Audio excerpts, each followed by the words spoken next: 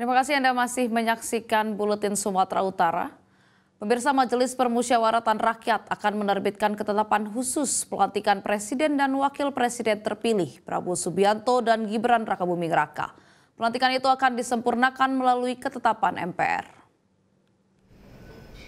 Dengan begitu, nantinya pelantikan Presiden dan Wapres tidak seperti periode sebelumnya, di mana proses penetapan hingga pelantikan hanya dilakukan melalui keputusan KPU serta berita acara pelantikan di MPR.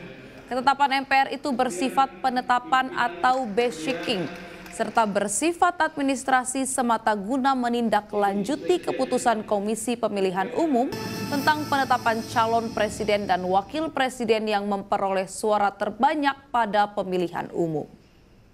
Alhamdulillah kemarin kita sudah kembali akan melaksanakan sesuai dengan kewenangannya, yaitu melantik presiden dan wakil presiden terpilih. Nah, jadi nanti Bapak Ibu sekalian, dalam pelantikan yang akan datang, berdasarkan surat keputusan dari KPU itu, kemudian MPR Republik Indonesia akan menerbitkan TAP MPR khususnya tentang pelantikan presiden dan wakil presiden terpilih. Demikian. Jelajahi cara baru mendapatkan informasi. Download Metro TV Extend sekarang.